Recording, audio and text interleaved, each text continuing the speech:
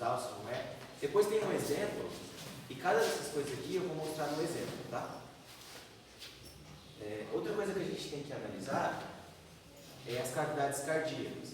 Então, em casos de insuficiência, a gente sempre tem que ter noção que a insuficiência cardíaca pode ser com fração de ejeção reduzida ou com fração de ejeção preservada. E quando a gente for, a gente tem que sempre vai ver algumas mudanças dependendo do tipo de insuficiência cardíaca que vai ter.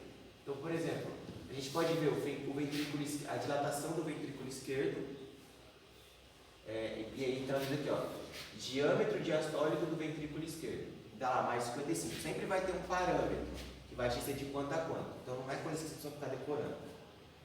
Átrio esquerdo, por exemplo, o lado esquerdo pode estar aumentado, mais de 40. Essas coisas também, por exemplo, eu tenho que saber que na insuficiência cardíaca com fração de ejeção reduzida, o átrio esquerdo vai estar aumentado, o ventrículo esquerdo está dilatado. Não necessariamente você precisa saber, porque lá vai estar te falando que vai estar aumentado, ou vai estar diminuído, ou vai estar preservado isso.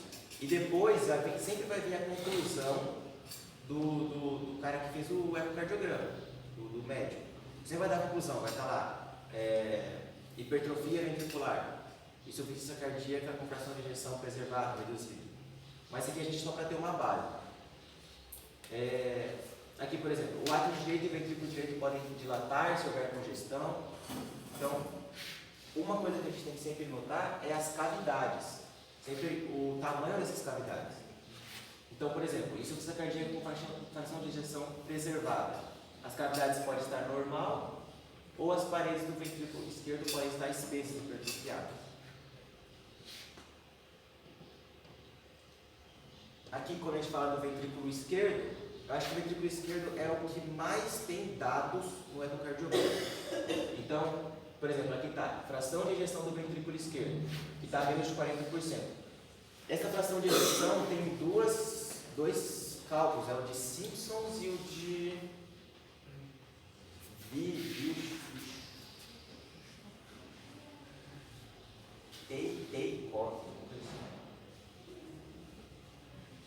aqui, ó, Take-Nose. São duas formas que eles calculam lá. Ou, um exemplo aqui, com fração de ejeção do ventrículo esquerdo conservada. É muito importante saber isso por causa dos medicamentos. A maioria dos medicamentos atuam principalmente aqui, com fração de ejeção diminuída.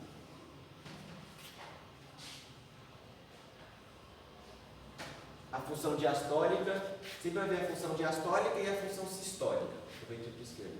Então, em caso de insuficiência cardíaca com fração de ejeção reduzida, geralmente tem padrão restritivo, então significa o padrão, essa aqui é a relação.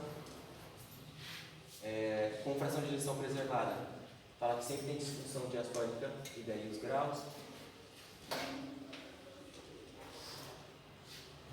Ele também vai mostrar o ventrículo direito.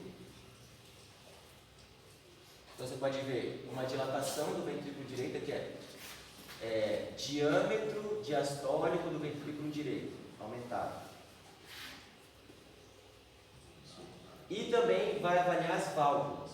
É muito importante isso. Então ele vai avaliar se a sua válvula está com insuficiência, se ela está com estenose, se é uma insuficiência funcional ou se é uma insuficiência realmente da válvula. A diferença de funcional e da válvula é que na insuficiência funcional a sua válvula está boa, mas por um problema do seu ventrículo, um problema do seu átrio, ela não consegue fechar completamente. Então, é importante saber essas diferenças. Aqui acho que fala. No átrio, então, a gente pode ver átrio esquerdo, a aurícula esquerda aumentada, a aurícula esquerda, a direita aumentada também, insuficiência direita, ou hipertensão pulmonar.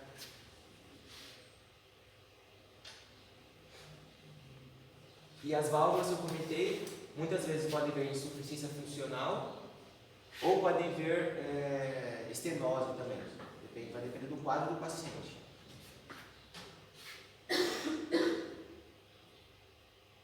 E outra coisa que a gente pode analisar no cardiograma é a pressão pulmonar. Então, por exemplo, a gente pode diagnosticar hipertensão. Na verdade, acho que o melhor diagnóstico de hipertensão pulmonar é com o ecocardiograma. Então, pode ser que no seu ecocardiograma tenha escrito assim: pressão sistólica da artéria pulmonar. E daí fala lá o valor. Então fala que o valor normal aqui é de menos 30 a 35. Pode ser que não esteja assim. Pode ser que esteja falando do seu ventrículo direito. Então, pressão sistólica do ventrículo direito. E daí você interpreta como se fosse a mesma coisa. Então, se ela falar que a pressão sistólica do ventrículo direito é de 25, você vai interpretar como é a pressão da artéria pulmonar, que é a pressão pulmonar. Então, vai interpretar que é a mesma coisa, tá? Tem os dois exemplos. E a gente fala que a insuficiência cardíaca pode estar entre 40, 60, pode estar de leve a grave. Aí na parte das complicações, né? Outros dois pontos importantes do ecocardiograma é o pericárdio. Então ele demonstra se tem derrame do pericárdio ou se não tem derrame.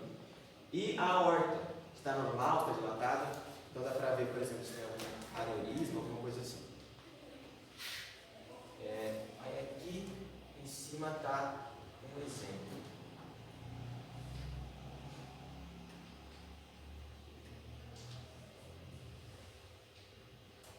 Então, acho que dá para ver, né? Então, por exemplo, vai falar escrito, cada ecocardiograma tem um jeito que ele é formulado, mas os dados é sempre o mesmo. Então vai estar lá ecocardiograma, o nome do paciente, a idade, daí ele fala ritmo sinusal, a frequência cardíaca lá, 72, e daí ele começa a descrever toda a parte das cavidades, da parede, das válvulas. Então, por exemplo, diâmetro da aorta, daí ele vai 38, e aqui embaixo está o parâmetro.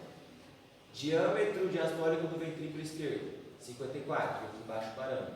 E assim ele vai fazendo para cada coisa. Aqui, ó, fração de ejeção, 58, então tá preservado.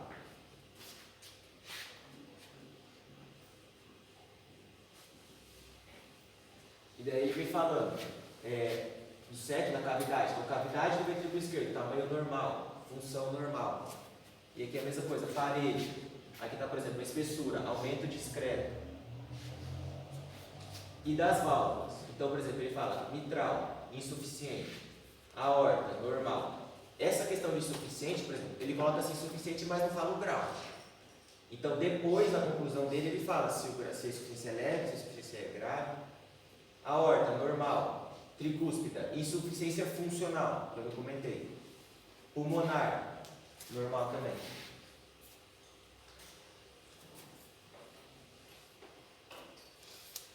E aqui ele dá, aqui ele fala outras características, por exemplo, fluxo sistólico turbulento em ato esquerdo, compatível com a insuficiência mitral de grau discreto, e daí descreve lá, insuficiência mitral.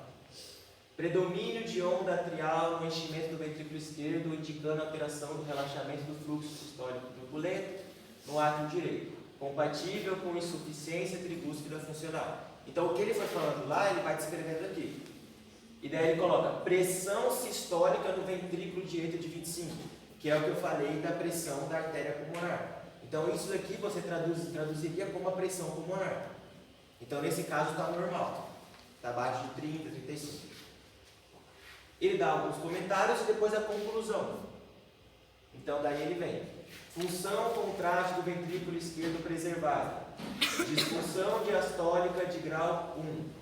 Hipertrofia excêntrica do ventrículo esquerdo e insuficiência mitral de grau discreto. Então é sempre esse padrão. Tem outro exemplo, que seria outro jeito de ecocardiograma, mas os dados são sempre o mesmo. Sempre a aorta, sempre as cavidades, a grossura da parede, a fração de ejeção. E aqui, ó, que eu falei, que alguns podem vir escrito assim. Tá? E daí você fala, menos 35, então tá normal.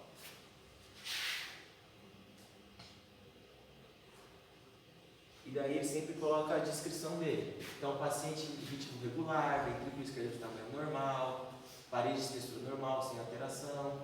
Daí ele vai tudo que está lá, ele vai observando e descrevendo aquilo que tem relevância. Aqui pericárdio normal, uma coisa que o cara não descreveu no outro é do pericárdio, esse aqui já descreveu, então pericárdio sem derrame. Então ele vai descrevendo cada passo e depois no final ele dá a conclusão. Então nesse caso um ecocardiograma, um ecodopplercardiograma normal sob aspecto anatômico. É sempre esse mesmo padrão, não tem muito segredo eu acho nisso.